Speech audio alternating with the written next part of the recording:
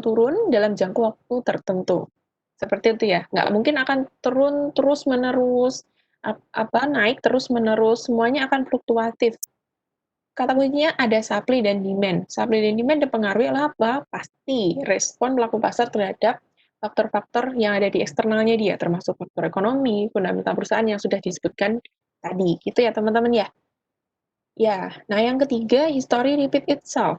Kemarin juga saya sudah singgung, kalau kita bicara teknikal, secara histori, itu akan cenderung mengulangin. Di sini bahasanya masih manusia ya. Pelaku pasar akan cenderung mengulangi perilaku yang sama menghadapi situasi yang mirip. Nah, akibatnya apa? Perulangan pada pola grafik. Makanya ketika kita nanti kalau udah baca chart ya, nanti ada yang namanya pengulangan grafik atau pola pergerakan harga.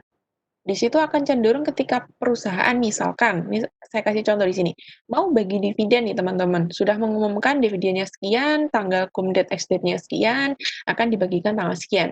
Nah, itu sebelum pembagian dividen, sebelum tanggal ex date ataupun cum date, biasanya pelaku pasar yang tertarik nih dengan pembagian dividennya, mereka akan cenderung melakukan pembelian seperti itu teman-teman. Pembelian, mereka akan cenderung masuk ke saham tersebut. Nah, setelah setelah dividennya dibagikan, mereka akan cenderung melepas sahamnya karena beberapa investor cenderung melihat pengen dapat pembagian dividennya saja, seperti itu. Itu adalah bagian salah satu contoh respon pelaku pasar terhadap sentimen, yaitu tadi informasi adanya pembagian dividen seperti itu. Sampai sini ada yang mau ditanyakan?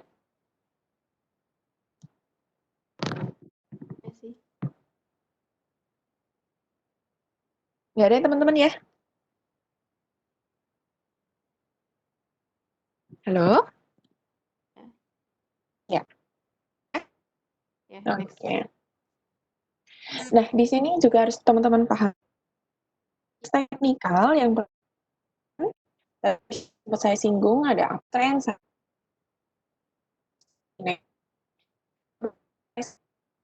depression, pelaku pasar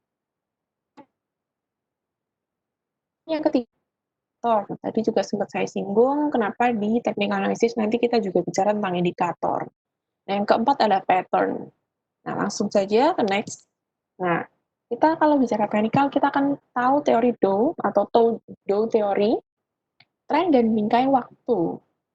Tren itu merupakan kecenderungan arah market, naik atau biasa disebut uptrend, mendatar atau sideways, atau non-trend, biasanya juga disebut seperti itu, juga turun atau downtrend.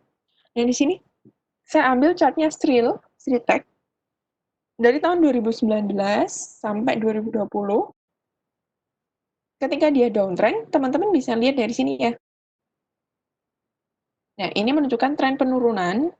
Kalau kita lihat di sini mungkin selama 2 pekan, karena aku pakai C yang daily ya di sini ya. Chartnya masih yang daily. Kalau kita secara agak bukan long term, sebenarnya masih short term, tapi kalau kita tarik garis lebih panjang, lebih lama ke belakang, ini sebenarnya dari sini sudah downtrend nih teman-teman ya. Nanti lebih enak kalau kita praktiknya pas buka chartnya saja. Kayak gitu. Nah, di sini yang kemudian sideways. Sideways itu yang cenderung pergerakan harganya mendatar. Kalau dia naik, nggak naik-naik banget. Kalau turun, nggak turun-turun banget. Itu biasa disebut sideways. Turun atau downtrend. Dan juga yang naik uptrend seperti ini. Ini dia cenderung uptrend. Kursor saya kelihatan ya? Kelihatan, Mbak. Kelihatan, Mbak. Siap. Oke. Nah, tapi nanti juga kita akan ketemui bahwa ada kombinasi antara uptrend, sideways, atau downtrend-nya juga nanti dikombinasikan dalam rentang waktu. Nah, makanya di sini ada disebut bingkai waktu. Ini yang saya kasih garis imajiner di sini, ini menunjukkan adanya uptrend, downtrend, dan sideways di saat yang bersamaan. Di saat yang bersamaan itu maksudnya bukan dalam satu hari ya, dalam satu bingkai waktu, misalkan katakanlah ini 1 bulan gitu, atau 2-3 bulan. Di sini akan belum kelihatan tren yang cukup signifikan.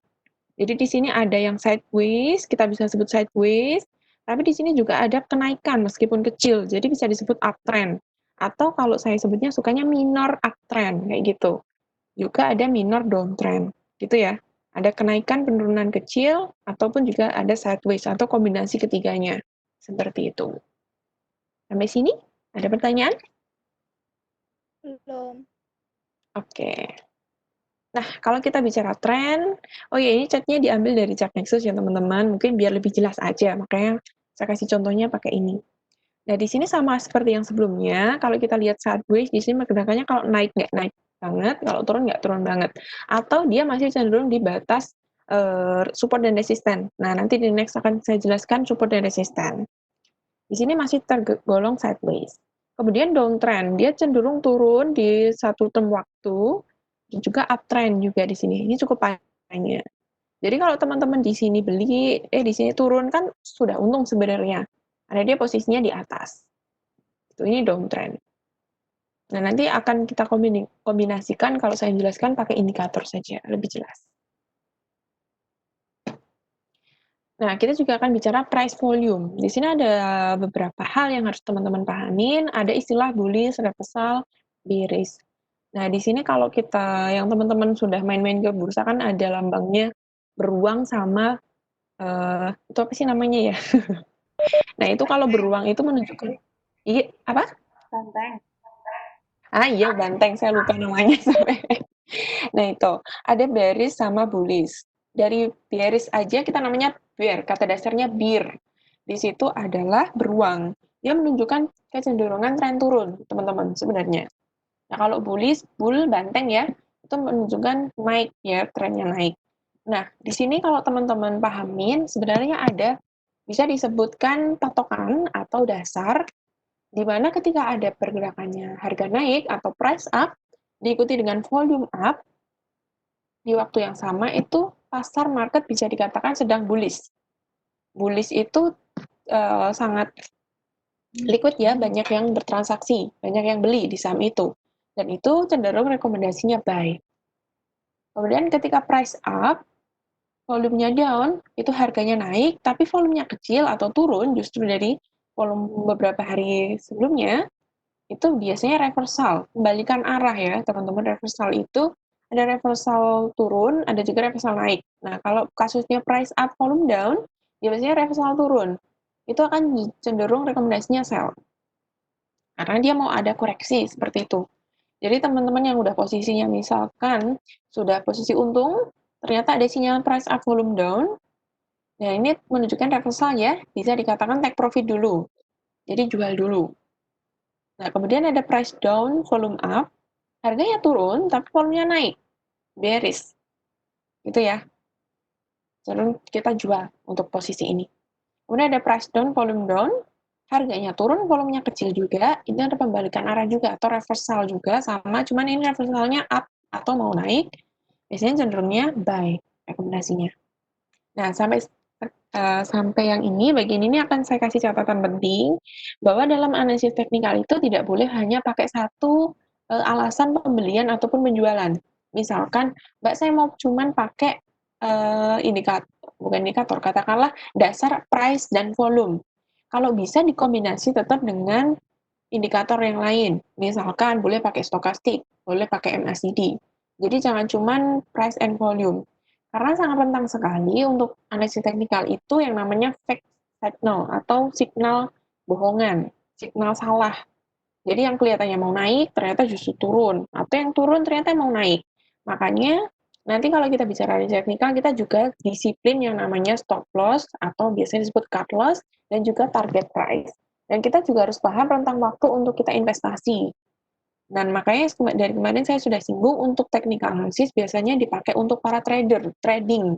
Jadi dia memang punya waktu, punya memang meluangkan dirinya untuk lebih mempelajari teknikal, jadi dia mengamatinya itu tidak ditinggal-tinggal seperti itu.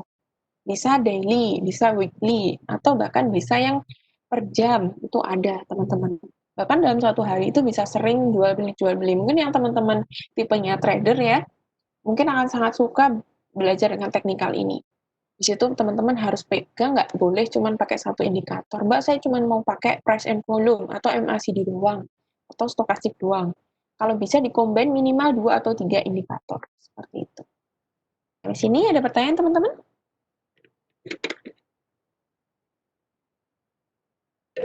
Oke, nggak ada ya. Next, nah ini sebenarnya dasar banget mau aku kasih di awal, tapi lebih pas mungkin di sini. Kita harus mengenal candlestick dan juga mengenal support dan resisten. Yang pertama candlestick dulu. Karena teman-teman kan paling sering pakai yang fast ya. Fast itu sebenarnya candle-nya macam-macam. Tapi yang paling sering dipakai yang candlestick gitu. Jadi aku jelasin yang bagian candlestick-nya. Nah, di sini kalau ada candle berwarna hijau dan berwarna merah, sebenarnya teman-teman pasti udah sangat paham artinya apa. Kalau dia candle-nya hijau, berarti dia close-nya di atas harga open. Close-nya, makanya di sini ada close-nya di sini, open-nya di sini. Otomatis candle-nya akan berwarna hijau. High di sini, itu di sini high atau harga tertinggi hari ini, misalkan. Ini kita ambil contoh candle hari ini, misalkan. Kemudian low di sini, harga terendah. Makanya disebut lower shadow sama upper shadow. Karena secara closing dan open, dia tidak pas di high-nya atau low-nya. Seperti itu. Begitu juga untuk untuk yang upper shadow dan lower shadow, untuk yang candle-nya merah itu sama, artinya bedanya open-nya dan close-nya, pasti di sini. Close-nya pasti lebih rendah daripada harga open-nya, dia akan merah. Itu ya teman-teman ya. Kemudian mengenal support dan resisten. Di sini kalau kita, ini gambar sederhana banget, cuma sebenarnya ini chart juga, ada fluktuasi di sini pasti, cuman kenapa kita sebut support dan resisten? Katakanlah support itu adalah lantainya, resisten adalah atapnya. Support dan resisten. Support adalah batas bawah, sampai mana sih saham itu akan turun. Kemudian yang resisten adalah batas atas, sampai mana sih saham itu akan terus naik.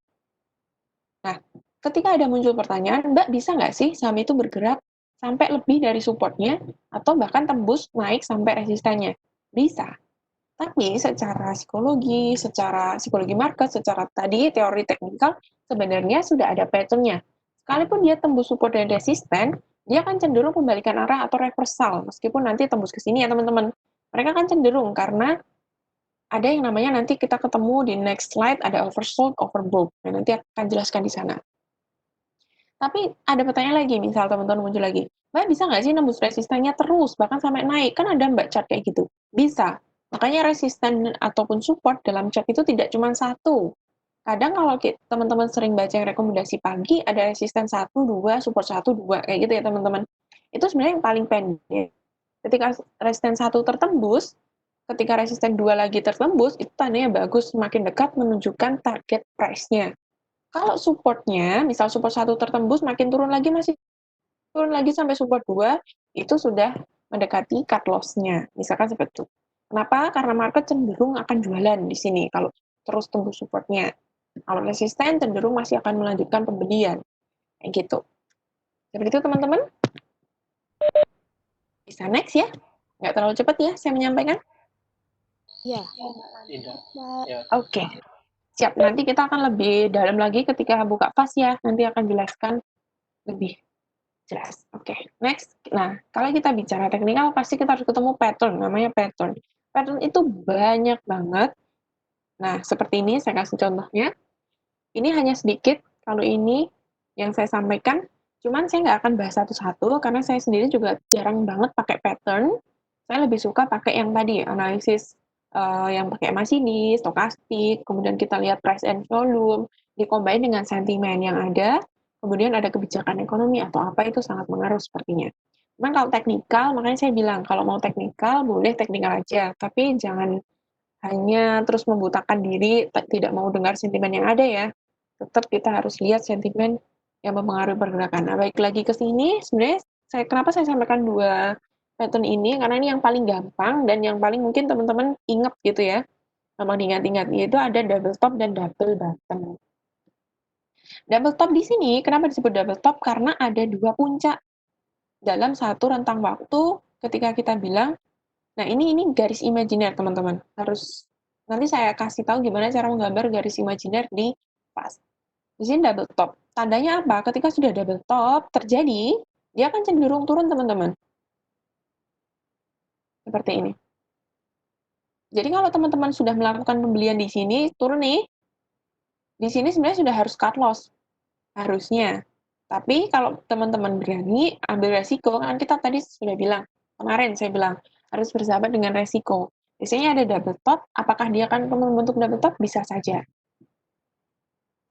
Makanya ada support dan resisten. Kalau teman-teman pahami, misal saya sudah pasang target price-nya di sini, area imajinernya, di garis imajinernya, teman-teman beli di sini deh katakanlah. Teman-teman sudah harus take profit harusnya di sini. Nggak harus menunggu turun terus harus sampai nunggu lagi. Karena belum tentu semua chart itu berbentuk pattern-nya double top. Seperti itu teman-teman ya. Tapi kalau sudah terjadi double top, biasanya akan cenderung turun setelahnya. Kemudian yang double bottom, sama halnya itu ketika sudah terjadi dua double bottom, di sini akan cenderung naik, teman-teman. Silakan teman-teman timingnya dipaskan untuk waktu belinya kapan. Kayak gitu. Nanti lebih enak kalau kita buka fast ya, saya jelaskannya. Seperti itu. Siap, bisa next? Oke, nah kita masuk ke indikator. Indikator ini yang saya ambil yang paling familiar aja, yang bisa teman-teman pakai, sangat simple, itu yang leading indikator sama lagging indikator. Bedanya apa? Leading indikator itu dia cepat, responnya sensitif banget ketika ada market action di situ. Dia pelaku pasarnya cenderung masuk atau justru cenderung lepas sahamnya, nanti untuk leading indikator ini sangat cepat merespon. Atau biasanya kita sebut sensitive indikator. Yaitu yang saya ambil 3 aja contohnya, ada stochastic oscillator, kemudian ada RSI atau Relative Strength Index, kemudian ada Bollinger Bands atau Bollinger yang bisa kita sebut ya. Dan yang lagging indikator atau indikator yang cenderung lambat. Jadi misalkan stokastik udah naik, MACD-nya baru mau naik kayak gitu. Jadi memang ada jeda waktunya. Ada MACD sama moving average. Nah, kalau trader cepat biasanya mereka kan cenderung pakai yang leading indikator. Tradingan cepat. Kalau mereka agak ada waktunya, biasanya mereka pakai lagging indikator biasanya. Atau mingguan, weekly itu termasuk mereka seringnya pakai lagging. Gitu ya. Nah, stokastik. Stokastik ini menunjukkan lokasi harga penutupan terakhir dibandingkan dengan range harga terendah tertinggi dalam periode waktu tertentu. Jadi kalau teman-teman melihat stokastik, tadi dia cukup sensitif ya untuk menunjukkan range harga ini mau naik atau turun pada periode waktu tertentu, seperti itu. Ada 3 macam tipe stokastik, itu ada yang cepat atau cenderung lambat, dan juga ada yang penuh atau gabungan keduanya. Ya gitu ya teman-teman ya. Nanti lebih enak kalau kita jelaskan pakai fast. Nah, kalau di fast itu ada stokastik oscillator konvergen dan divergen. Atau biasanya K dan D, kayak gitu ya. Yang K itu, kalau di kalau yang K itu, yang di fast itu cenderung dia garisnya ungu warnanya teman-teman ya. Kalau yang D itu kuning. Nah, signal beli dan jual bisa dilihat dari garis K dan D, konvergen dan divergennya. Seperti itu. Ya.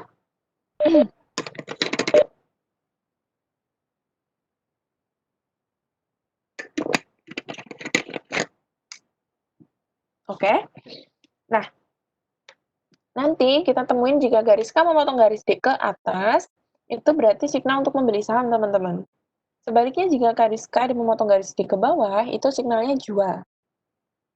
Nah, kalau yang signalnya membeli itu garis K memotong garis D ke atas, itu biasanya cenderung market itu akan masuk, akan beli saham, makanya kan cenderungan naik atau uptrend, menunjukkan. Nah, baru kalau memotong garis D ke bawah, dia akan cenderung signalnya jual. Atau biasanya oversold, overbook, kayak gitu. Nanti lebih enak kalau kita pakai chart. Kemudian berikutnya adalah RSI atau Relative Strength Index. RSI ini digunakan untuk menghitung perbandingan antara daya tarik kenaikan dan penurunan harga. Biasanya kalau kita lihat di pojok kiri atas di bagian chartnya RSI itu kan ada angkanya 0 sampai 100. Nah, di situ. Nah, yang harus kita pahami adalah RSI lebih dari 70 itu biasanya overbook atau sudah jenuh beli. Market itu udah terlalu banyak punya sahamnya, udah terlalu hold lama, mereka kan cenderung jual karena sudah lihat signal penurunan. Harganya tuh udah naik terlalu tinggi, overbook, jadi dia akan cenderung jual sahamnya. Kalau RSI-nya kurang dari 30, berarti ini kan masih rendah. Dia akan melakukan pembelian di sana. Itu ya, teman-teman ya. Next, ada moving average. Moving average ini memiliki fungsi menghitung pergerakan harga rata-rata dari suatu saham.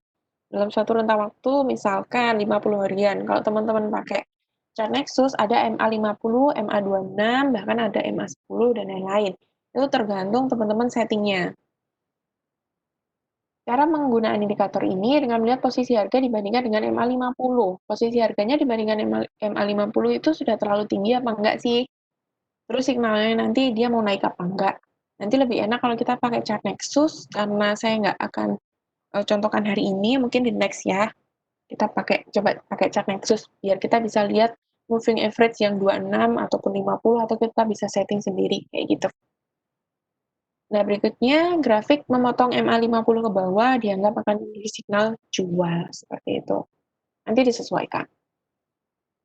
Nah, kalau yang ini ada di fast juga, MACD atau Moving Average Convergent dan Divergent. Nah, di sini menunjukkan tren yang sedang terjadi dan juga bisa memberikan sinyal beli atau jual. Di dalam MACD ada dua garis yang akan ditemui. Ya, ditemui yaitu signal line dan MACD line. Jadi ada dua signal line dan MACD line. Nanti saya tunjukkan di chart ya, lebih enak nanti. Jika MACD-nya positif atau di atas 0, berarti pasar bersifat bullish, sehingga disarankan untuk membeli saham. Jika nilai MACD-nya negatif atau di bawah 0, berarti bearish, sehingga disarankan untuk menjual saham. Nanti saya akan ulangi ketika kita udah buka chart. Saya lebih suka jelasinnya kalau pakai chart sebenarnya. Nah, teman-teman, kita langsung ke chart saja. Chartnya kelihatan? Kelihatan, teman-teman? Belum, Mbak. Kelihatan sih. Belum? Belum.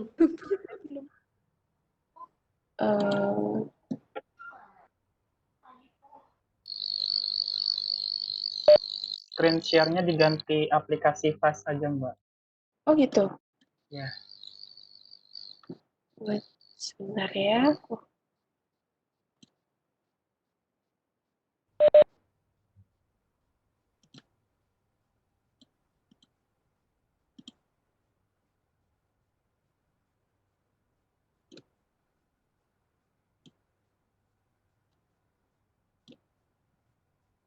Nggak mau muncul ya ininya. Oh ini, oke, bentar. Nah ini udah muncul? Belum. Belum?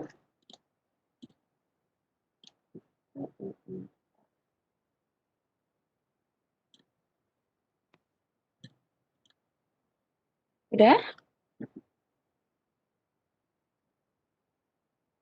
Belum, Mbak. Sih. Belum, Mbak. Masih widescreen. Ya udah. Oke, ini udah ya? Udah. Udah. Oke. Sudah. Nah, kebetulan masih serial, kalau kita pakai yang lain, ini belum aku gambar. Nah, teman-teman, ketika aku buka ini, teman-teman udah tahu ya posisinya di mana bukanya? Atau masih ada yang harus kita kasih tutorialnya, teman-teman yang lain? Mohon Udah. bersuara. Sudah. Udah, Mbak. Oke, siap. Jadi teman-teman nanti yang misalkan belum tahu, bisa dikasih tahu nih posisi chart di mana dan lain-lain. Ini masih chart yang biasa untuk kita melihat saham. Nah, saya buka Telkom kebetulan. Nah, di sini kita bisa tambahkan Bollinger. Biasanya biar cepet tanpa bikin garis imajiner, biasanya kita tambah Dava Box sih, cuman nanti agak nggak enak ya looknya, mending Davasnya nanti aja. Dari sini indikatornya sudah terpasang MACD, RSI, sama kita bisa tambahkan stokastik yang osilator aja. Nah, ini pasti teman-teman udah sangat-sangat familiar untuk melihatnya, gimana memunculkan indikatornya, overlay-nya ditambahkan Bollinger, dan lain-lain. Nah, kita akan mulai bahas satu-satu dari paling bawah dulu deh, yang price and volume. Oke. Di sini teman-teman, kelihatan kan volumenya? Posisi volumenya? Ya, Kelihatan. betul. Kelihatan. Oke, kalau kita bicara teknikal, kita juga harus bicara histori. Terakhir perdagangan adalah Jumat kemarin. Di sini volumenya sangat kecil ya teman-teman dibandingkan volume daily katakanlah seminggu terakhir. Ya, kelihatan kursor saya? Kelihatan. Oke, di sini volumenya kita note. Kita mulai dari volume dulu, price and volume kita lihat. Price down, kemudian volumenya di sini naik atau turun? Tuh.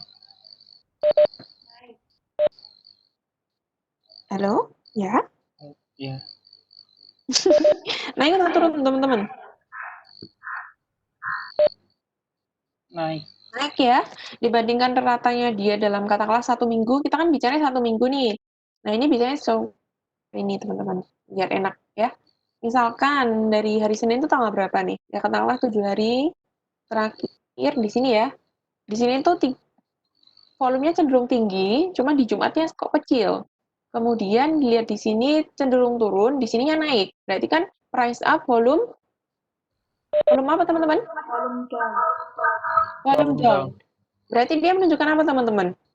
Di sini tadi. Itu bearish. Price up, volume down berarti apa? Bearish. Reversal untuk sell dia. Betul, reversal untuk sell. Harganya naik, tapi kok volumenya turun? Dia pembalikan arah ya, pola pembalikan arah ya. Dia cenderung sell. Tapi saya tadi sudah note di awal, jangan hanya menggunakan satu indikator saja. Mbak, saya mau pakai price and volume saja. Lebih baik di-combine. Karena teknikal ini banyak fake signalnya, teman-teman. Ketika, kelihatannya mau turun atau mau naik, ternyata malah turun. Jadi kita harus combine, satu lagi. Nah, setelah kita bicara price and volume, kita harus lihat stokastik oscillatornya. Ingat, stokastik tadi cenderung dia leading indikator, atau yang cepat, atau yang sensitif. Ketika chartnya sudah naik seperti ini, di sini stokastiknya sudah golden cross. Terlihat ya? Terlihat ya? Oh, masih kecil, handphone teman-teman. Kelihatan? Kelihatan ya? Ya. 14,26. Garis ungu memotong garis kuning ke atas. Walaupun di sini belum ada cenderungan ke atas, tapi dia masih seperti ini sudah termasuk golden cross. Tinggal kita cari momentum untuk beli saja. Gitu. Nah, kita lihat langsung dari dari stokastik kita ke RSI. Di sini RSI-nya sudah uptrend karena dia sensitif ya, jadi cepat harganya naik, dia sudah cenderung line-nya naik. Kemudian RSI-nya kita lihat 48, nilainya di sini 48. Tadi kurang dari 30, maksudnya apa teman-teman? RSI-nya?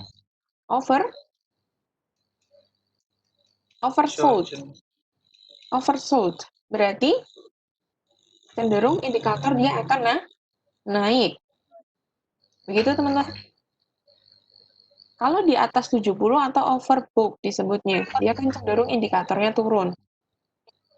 Nah, kalau di sini kita lihat bertentangan nggak antara pattern volume and price atau price and volume dengan RSI dan stokastiknya? Berlawanan ya? Iya. Nah, kalau dari sini, ketika sebelum kita masuk ke MACD, kita pakai ini dulu aja. Keputusan investasi teman-teman dari sini kira-kira apa? Nah, jadi di-combine dari pergerakan harga chart-nya, kemudian dengan price and volume, RSI, dan stokastik.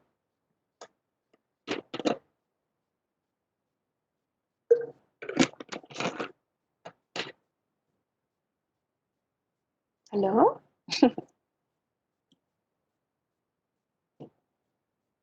Gak ada? Oke, kalau dari saya, kalau memang price and volume, kan memang tidak, atau belum bisa mencerminkan dia ya, kelihatan dia reversal, bahkan justru akan turun. Tapi RSI dan stokastiknya justru menunjukkan dia akan naik. Kalau teman belum punya saham Telkomsel pada posisi ini, teman-teman boleh wait and see dulu. Karena di sini close-nya masih di bawah middle Bollinger ya, yang garis merahnya ini. Nah, Kita lihat Senin dulu. Kalau dia cenderung naik atau sudah menembus middle Bollinger-nya, boleh teman-teman langsung antri beli. Karena signalnya udah bagus sebenarnya. Stokastiknya udah golden cross. Ini sudah meskipun tidak kurang dari 30, tapi 40 itu masih mendekati 30. Jadi dia masih posisinya oversold. Boleh teman-teman beli. Gitu ya teman-teman ya. Nah, masuk ke MACD. Kalau MACD, halo, terdengar nggak teman-teman? Dengar ya? Terdengar. Nggak kepotong-potong ya? Tidak. Ya. Kalau MACD dia masih cenderung downtrend ya teman-teman. Jadi kalau mau tradingan Telkom itu untuk jangka pendek aja. Harus disiplin stop loss dan juga target price-nya. Kalau dari pergerakan harganya, kita ambil dari sini saja misalkan.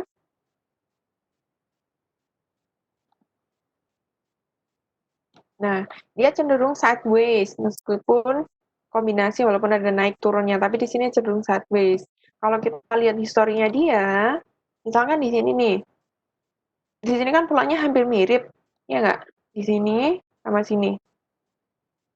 Kita coba misalkan masuk ke Telkom di sini, kita targetkan high price-nya di mana? Di sini boleh. Kita pakai support satunya di sini di 3390. Jadi kalau teman-teman posisinya masuk di harga terakhirnya di 3190 ya. Sorry, 3150 nggak kelihatan.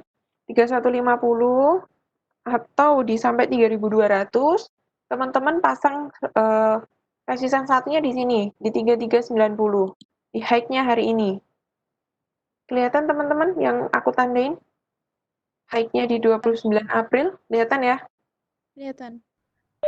Nah, boleh nih pasang resisten 1 di sini, kemudian kalau mau pasang resisten 2 boleh di sini. Tapi kayaknya udah ketinggian untuk posisi Telkom yang sebenarnya secara volume masih turun, masih kecil kayak gitu ya. Kemudian MACD-nya belum uptrend kayak gitu ya.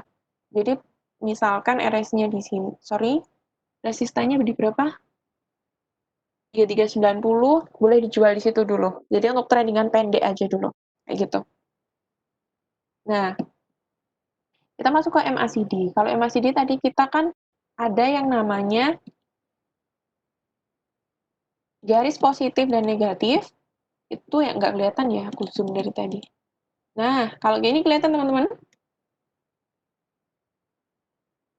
Yang ini? Kelihatan? Merah-merah ini? Kelihatan merah. Iya. Di sini kalau negatif itu di bawah 0. Ini, perhatikan garisnya. Di sini 0, kalau di bawah 0 itu artinya negatif, dia masih cenderung downtrend. Atau aku tuh lebih senang lihatnya dia adalah lembah dan bukit. Kalau dia posisinya masih membentuk lembah, dia cenderung akan turun. Tapi di sini udah mau naik nih. Ya kan? Nah, teman-teman, kebetulan hari ini FAC ada trial. Jadi kalau ini bergerak, ini jangan kaget ya. Gitu ya. Hari ini jam 2 ini trial sebenarnya. Nah, kayak gitu. Saya balik lagi ke pembahasan. Kalau masih di bawah 0, itu harus hati-hati juga secara MACD ya, basicnya. Makanya tadi saya tekankan kalau mau tradingan Telkom, mending harus disiplin stop loss sama target price-nya. Tuh, jangan didiemin aja. Kalau mau trading, kalau investor, investasi buat jangka panjang, nggak masalah. Mau dia bergerakan kayak gimana. Telkom masih cenderung bagus. Kayak gitu ya. Kalau posisinya di atas 0 kayak gini boleh lah masuk. Kalau dia udah mendekati 0 kayak gini, boleh masuk di sini. Karena ini masih di bawah 0, berdasarkan MACD sih, ya, tapi karena stokastik sama RS-nya udah oke, menurutku ini boleh masuk sebenarnya. Ya gitu ya teman-teman ya. Sampai sini ada pertanyaan? Belum, Mbak. Oke. Nah, ketika stokastik ada golden cross, sebenarnya MACD itu ada golden cross-nya juga. Kayak di sini nih. Nah, ini juga MACD golden cross teman-teman. Dan ini apa? Kalau stokastik itu tadi kan dia sensitif, maka dia akan cenderung jangka pendek, mengikuti pergerakan saham secara daily, karena chartnya kita pakai daily. Kalau MACD sekalinya golden cross, dia masih akan terus uptrend sampai sini. Gitu ya. Kalau dia dead cross, ini dead cross, garis kuning memotong garis ungu ke bawah, ini cenderung akan menurunnya juga lama. Makanya di sini sudah golden cross, MACD-nya masih downtrend. Karena dia indikatornya lambat, kayak gitu ya. Nah, di sini ada pertanyaan?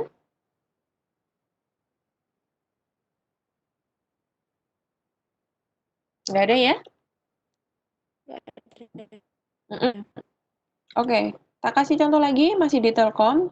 Di sini MACD-nya sudah tapi golden cross-nya di tanggal 30. Tanggalnya lihat di sini ya perubahannya. Nah, di sini.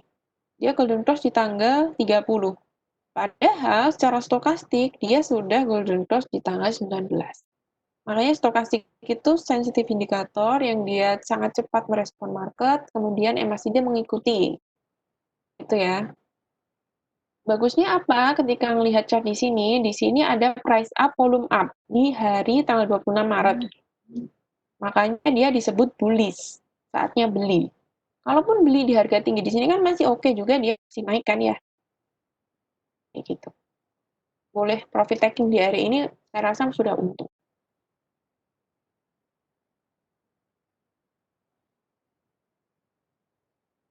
Oke, Sampai Mbak. sini ada pertanyaan? Nah, tadi untuk price and volume udah aku sampaikan. Ini nggak ada pertanyaan nih, teman-teman. Kalau saya tanya Indikator boleh? sudah. Boleh. Ini kan tadi berdasarkan dulu ya. Iya, Ibu, gimana?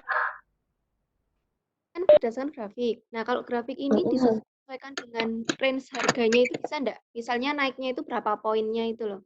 Misalnya di penawaran itu kan 305, terus kita ngambil di 305 atau di 299 misalnya gitu. 305, gimana Bu? Bisa diulangi? Ini tadi kan keputusan beli dan jual. Nah, kalau di keputusan poinnya itu ngaruh nggak dengan technical ini? Oh, maksudnya pengambilan harganya? Iya, misalnya. Oke, Nanti misalkan gitu. keuntungannya poinnya atau gimana gitu. Oh iya, sebenarnya secara teknikal nggak ngaruh, tapi tadi kalau kita mau bicara profitnya secara trading, kita harus disiplin juga. Misalkan nih, saya mau buka Word, kelihatan nggak, Bu? Ini belum terlihat sih, baru ini. Berarti masih chart ya? Masih chart. Sebentar.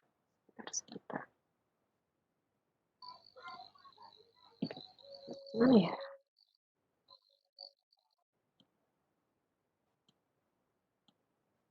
Word-nya kelihatan kecil? Belum. Belum juga.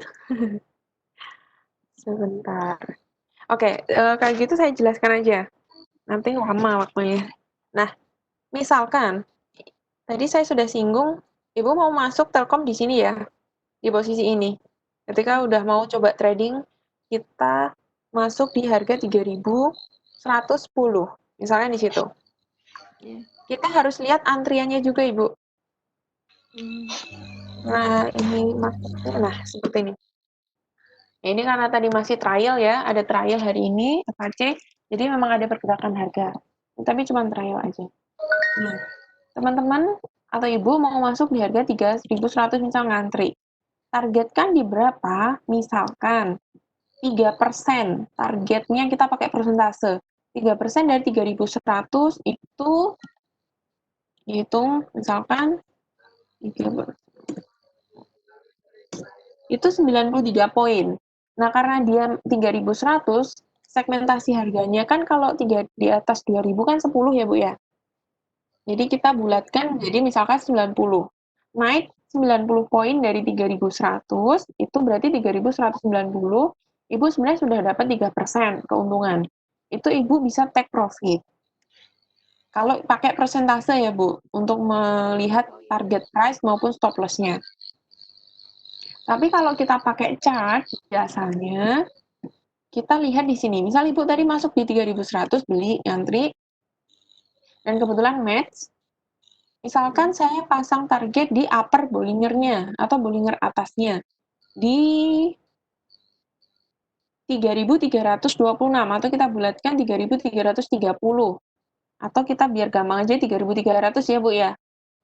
Ya. Nah, Ibu Mets, kalau kita bicara prinsip trading, kalau saya biasanya sudah punya sahamnya nih, Telkom 3.100, targetku 3.300, secara bid and offer dia masih rame, saya akan langsung antrikan jual 3.300, Bu.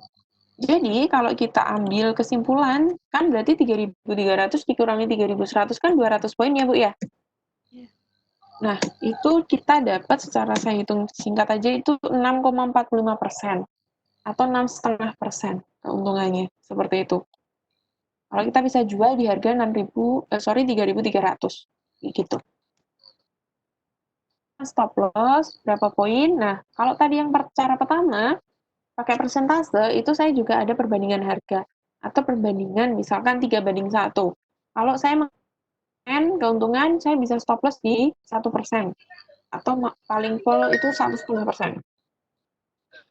Kalau saya pakai secara chart, misalkan, kita lihat di sini. Bollinger bottom-nya berapa sih? Atau biasanya disebut kita bisa pakai di sini sebagai support-nya.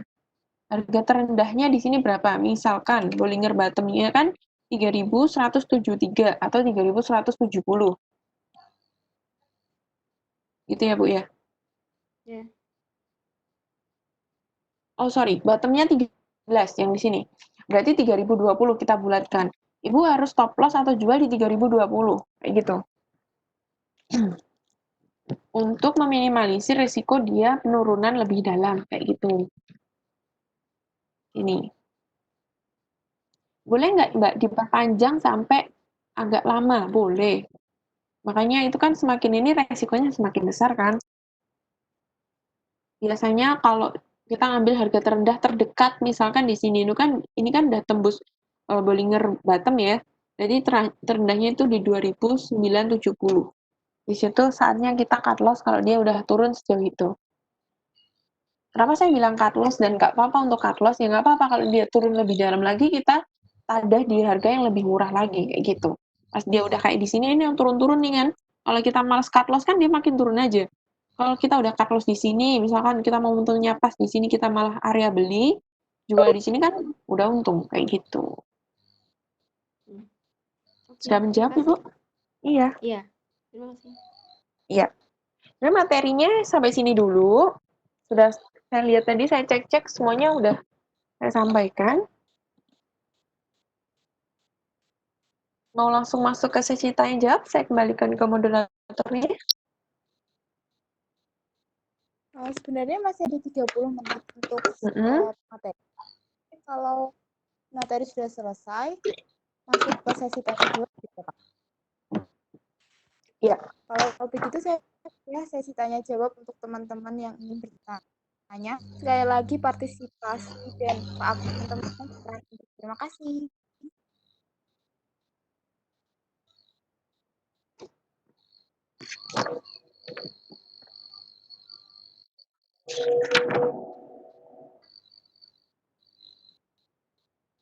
Ya, telepon saya.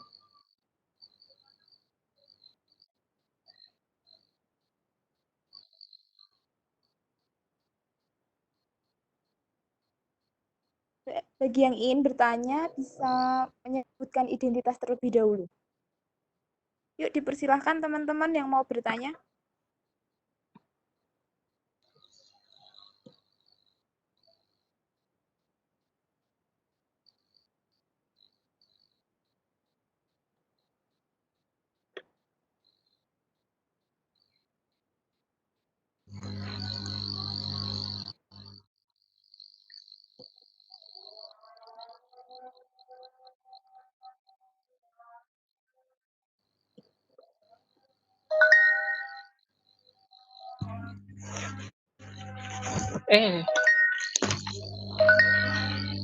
Ya ada ya?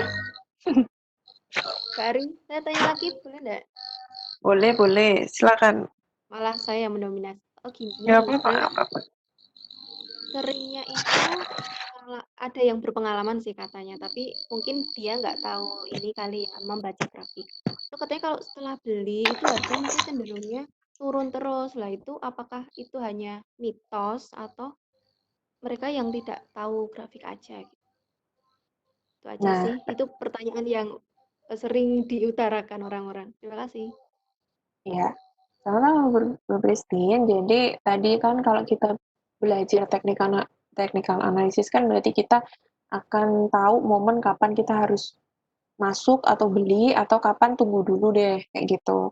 Makanya di sini nanti ada momentum. Kalau di sini chartnya sudah lihat bagus, mau naik, mau masuk boleh, boleh masuk. Tapi kalau enggak, ya tahan dulu, jangan asal masuk. Makanya penting banget buat investor itu membekali dirinya itu sebenarnya aku tuh mau trading atau mau investing sih, bidangnya keduanya apa. Kalau trading nanti apa sih yang harus saya pelajarin? Kalau saya mau investing apa yang saya pelajarin?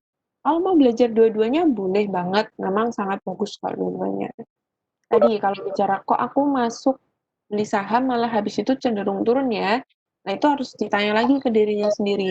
Keputusan membeli sahamnya apa dasarnya? Apakah hanya cuman ngikutin saran-saran aja atau wah ini kelihatannya bagus, tapi bagusnya kan dasarnya harus ada keputusannya. Baik itu secara teknikal maupun fundamental atau gabungan keduanya. Itu malah bagus.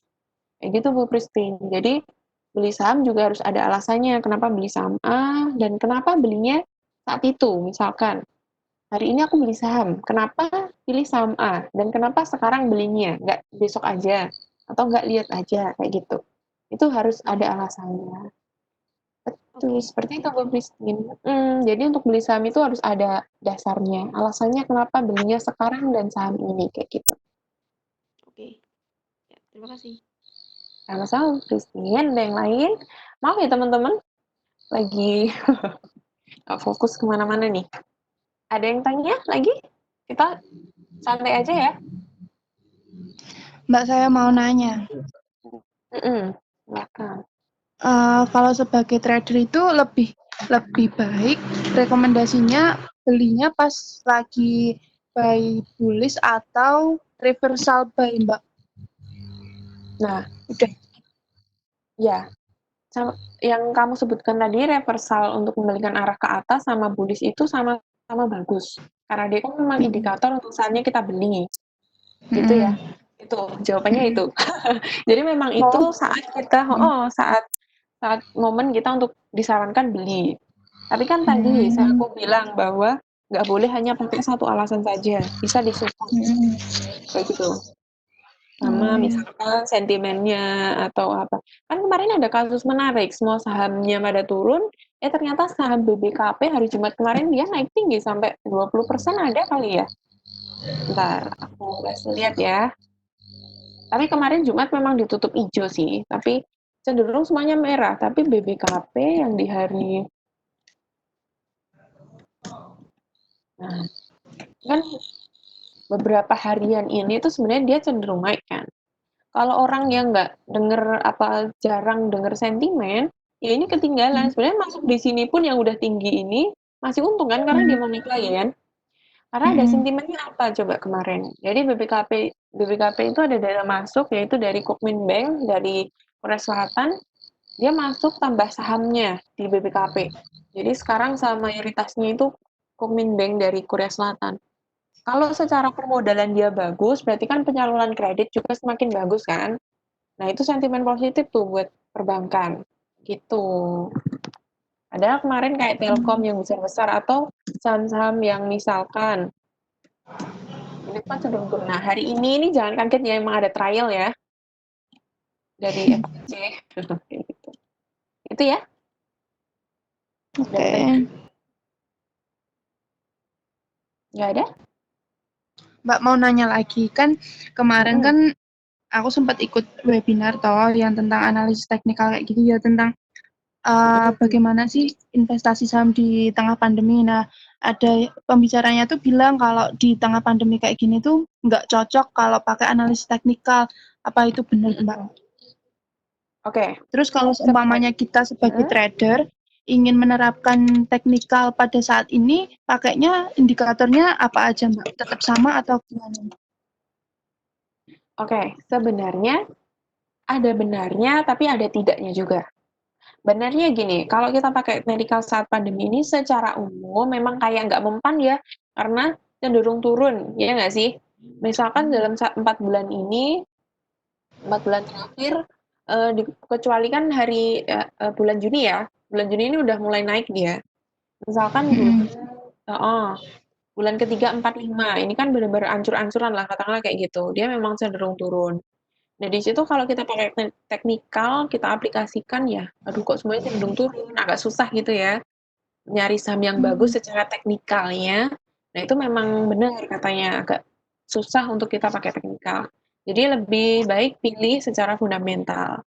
Tapi, salah juga kalau kita memutuskan pembelian cuman secara fundamental aja, tapi kita nggak lihat momentum. Misalkan, Lisna waktu bulan 3 kemarin mau beli saham, terus si pembicaranya ini bilang kalau pakai teknikal tuh nggak pas, nggak cocok. Terus nggak mau lihat teknikalnya. Kan kalau kita nyari momentum harus lihat teknikal juga dong, Oh ya ya. nggak? Kalau misalkan saham BNI ini bagus, secara fundamental oke, tapi teknikalnya masih turun-turun kan kita harus lihat momentum kapan kita beli. Misalkan dari bulan pokoknya sejak kita COVID ini kan memang semuanya cenderung turun ya saham ya. Kalau mau beli di bulan 3 Maret ini, 6 Maret ini, Lisna mau beli di sini kan sayang banget. Padahal dia kalau lihat turun, Lisna kalau beli di sini harganya sekitar 6 ribuan. Kalau mau sabar, nyari momentum, lihat ini kan bisa di harga sini, 3 ribuan, 4 ribuan, 5 ribuan. Nah, kayak gitu ya. Jadi nggak bisa dikatakan benar juga untuk nggak mau lihat teknikalnya. Maksudnya untuk kita nyari harga yang pas, untuk momentumnya itu kan harus lihat chartnya. Jadi seperti apa sih, apa dia masih mau turun kayak gitu. Tapi fundamentalnya tetap, oh BNI masih bagus lah, oke kayak gitu. Itu. Jadi kan sayang banget kalau kamu udah beli di harga 6 ribuan di sini, ternyata hari ini pun masih di harga sekitar 4 ribuan kan juga belum sampai ke 6 ribu kayak gitu. Oh ya, oke. Tapi itu tetap untuk jangka panjang ya. Maksudnya gini, untuk tradingan memang kalau di bulan Maret, Aprilnya agak susah karena cenderung turun kan. Otomatis kita nggak bisa pakai teknikal. Bisa untuk pakai teknikal untuk nyari momentum. Tapi bukan berarti kita nggak bisa tradingan sebenarnya. Kita pilihlah saham-saham yang memang liquid dan memang dia secara marketnya di bid dan offernya rame kayak gitu. Itu boleh tetap trading masih boleh kayak gitu. Lebih selektif, intinya lebih selektif pilih saham kayak gitu pada saat saham-saham sedang turun. Gitu ya. Jadi teknikalnya jangan dilepas aja. Maksudnya teknikal itu nggak full kita memilih saham itu berdasarkan semuanya indikator ini enggak, tapi untuk nyari momentumnya. Kalau masih turun kayak gini masa mau beli di sini kan sayang juga kan. Oh masih turun, tunggu dulu deh di bawah kayak gitu. Gitu. Ada pertanyaan lagi? Terima kasih Mbak Ari. Gitu ya. Sama-sama. Ada lagi? Aku lebih senang dan lebih bisa ngomong kalau ada yang nanya kayak gini. Kalau diem semua, bingung nih aku mau nyampaikan apa. Mbak Sari mau nanya. Oh ini siapa nih? Sari? Sari. Iya. Kalau lihat sentimen pasar gitu, kadang kita lihat di berita gitu kan Mbak. Berita-berita gitu. Terus kemarin tuh ada berita kayak BUMN tuh beberapa perusahaannya tuh bakalan dibubarin gitu kan Mbak. Jadi kalau kita lihat berita yang dari TV gitu bisa dipercaya nggak sih Mbak? Kan kalau misalnya mereka dibubarin kan otomatis kita mikir sekarang harus jual nih kalau kita punya gitu. Nah, Kayak kalau itu tuh bisa jadi patokan juga Mbak. Terima kasih. sama-sama. Oke, berarti kita bicara sentimen ya, karena isu kayak gitu ya. Pertama memang sentimen itu ada yang memang berpengaruh, ada yang tidak. Karena basicnya laku pasar mengambil action marketnya di sana itu beda-beda dan bermacam-macam. Nah, kalau tadi Sari mempertanyakan kalau BUMN beberapa sahamnya, beberapa perusahaannya ya mau di likuidasi katakanlah kayak gitu. Nah, setahu saya sebenarnya bukan perusahaan BUMN-nya, tapi kayak cucu-cucu ataupun cicit-cicit perusahaannya yang kecil-kecil yang terlalu rame itu secara emiten atau secara usaha, lini usaha itu kan kurang efisien ya. Makanya Pak Erik itu pengen merampingkan BUMN, maksudnya di situ. Jadi perusahaan-perusahaan yang misalkan nih Garuda kan punya anak usaha maupun cucu usaha kan banyak banget kan. Itu mau dirampingkan. Jadi misalkan dilikuidasi atau dijadikan satu perusahaan lagi. Kayak gitu. Nah, itu sebenarnya sentimennya antara kalau saya justru melihatnya positif. Tergantung perusahaannya, bahkan nggak semua perusahaan BUMN itu listing di bursa kan? Halo? Ada suaranya? Halo. Iya gitu. Kalau kalau merespon pertanyaan Sari tadi, merespon sentimen yang ditanyakan tadi, ya balik lagi kita harus lihat perusahaan BUMN apa yang terdampak. Maksudnya ya likuidasi atau efisiensi itu sebenarnya nggak selalu buruk kok. Kan tujuannya untuk mengembangkan usahanya lebih bagus lagi, kayak gitu. Jadi menurutku malah justru lebih bagus ketika lini usahanya diperbaiki, difokuskan sama usaha-usaha yang lebih menguntungkan daripada mempertahankan anak-anak usaha atau cucu usaha yang sebenarnya dia nggak profit gitu ya secara usaha dia malah justru rugi kan menjadi beban buat si BUMN-nya sendiri. Justru langkah Pak Erik untuk efisiensi ini bagus banget. Gitu.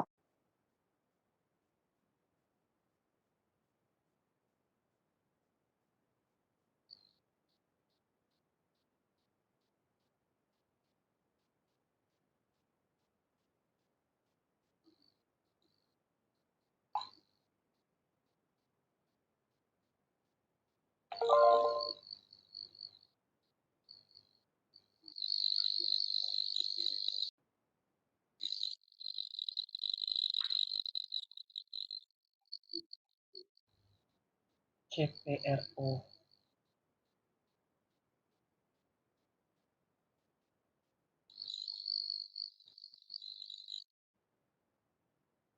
Halo? Ya, itu ya. Sorry tadi koneksinya keputus, koneksiku. Ya, Oh, iya. sudah menjawab? Mm-mm. Sudah jelas, Sari ya?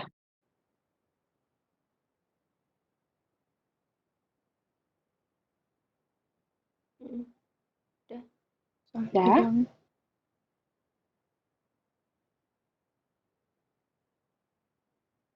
Sudah jelas?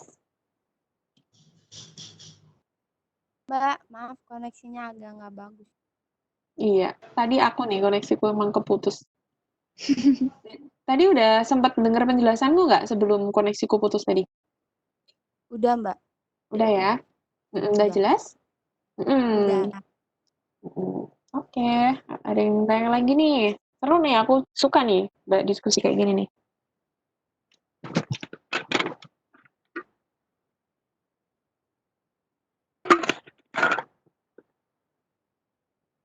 Udah, nggak ada yang tanya? Mbak, aku mau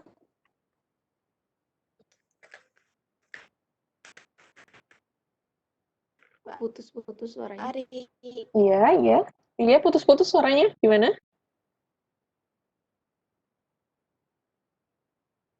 Mau tanya, Mbak, boleh ya? Boleh, boleh, boleh. Silakan, silakan. Mbak, apa sih solusi buat orang-orang yang merasa nggak terlalu suka kalau lihat di analisis teknikal? Kalau analisis teknikal kan cenderung banyak chart, banyak bagian-bagiannya yang cenderung itu kan Mbak. Padahal kombinasi analisis teknikal sama fundamental tuh penting. Nah, untuk sebagian orang-orang yang punya kecenderungan seperti itu, apa nih Mbak solusinya? Oke, solusinya ya, berarti kalau yang nggak suka lihat chart atau katakanlah nggak punya waktu atau ini, ya kami akan sarankan dia cenderung ke investor aja, jadi investing untuk jangka panjang. Jadi nabung dalam bentuk saham. Jadi percayakan saham-saham yang memang bagus secara fundamentalnya untuk teman-teman investor pilih sebagai pilihan saham untuk teman-teman tabung katakanlah sampai 5-10 tahun ke depan. Kan dia nggak suka lihat chart. Jadi lebih baik kita arahkan buat jangka panjang aja sekalian, kayak gitu. Jadi kan paling lihat sentimen aja kan berita-berita atau oh iyalah perusahaannya BNI masih ada misalkan kayak gitu, sahamku masih aman kayak gitu. Itu nggak apa-apa.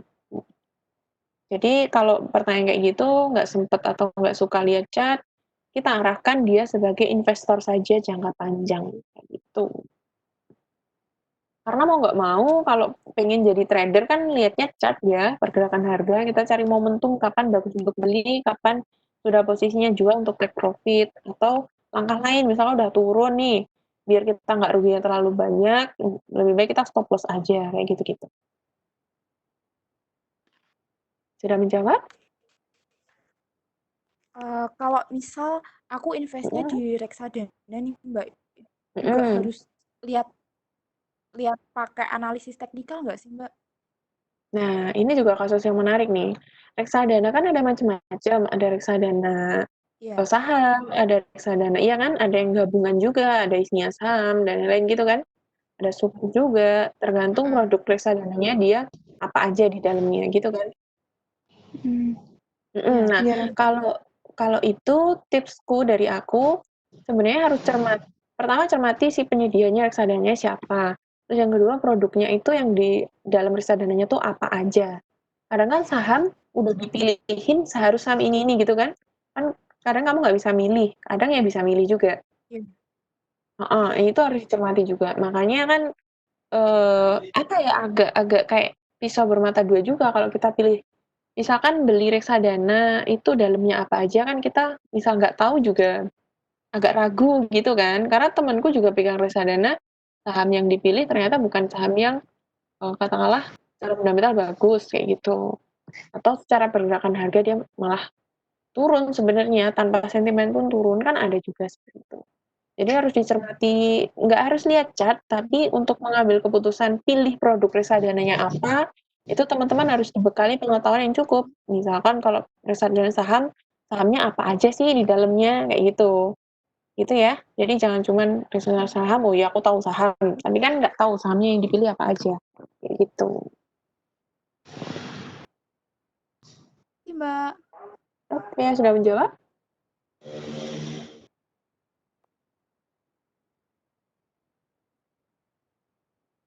Ya, ada pertanyaan lagi teman-teman?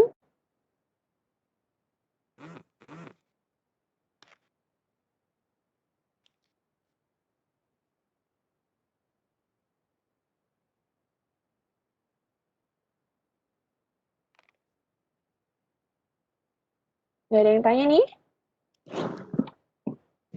Ada. Ari, saya boleh tanya lagi nggak? Oh, boleh, boleh. Gimana, Ibu? Ya, kalau misalnya kan kondisi tertentu kayak pandemi atau mungkin berita saham atau dividen atau kalau yang makro aja sih bencana atau apa itu. Nah, nanti Mm-mm. harganya normal itu setelah normal itu nanti berarti memang ganti harga atau disesuaikan pergerakannya sama polanya itu biasanya kalau menurut Mbak Ari. Biasanya polanya tetap sama, Ibu. Maksudnya gini, karena kalau kita bicara penurunan tajam karena ada sentimen global, katakanlah kalau yang sekarang ini virus ya, coronavirus. Nah, nanti saya akan tunjukkan juga yang benar. Waktu ada krisis di tahun 2008, misalkan ya udah BNI aja.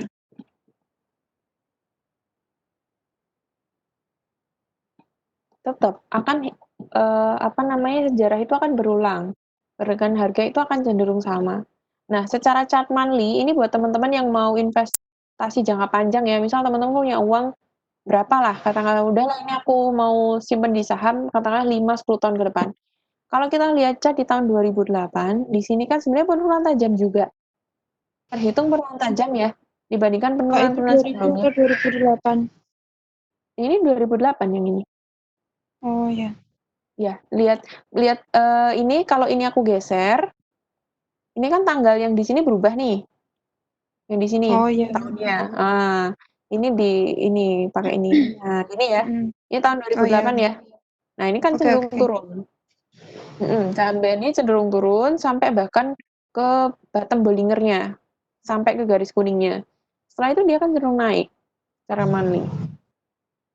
Bahkan di saham BNI ini, coronavirus ini benar-benar mukul banget nih. Perbankan sangat terdampak juga di sini. Makanya dia akan turun. salah satu sektor lain yang terdampak tuh paling parah tuh juga ada pertambangan juga sebenarnya. Karena kan supply demand juga berpengaruh di sana.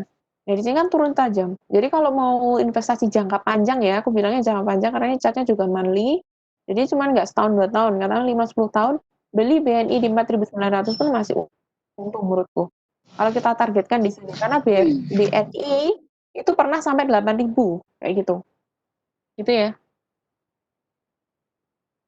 Halo? Terima kasih.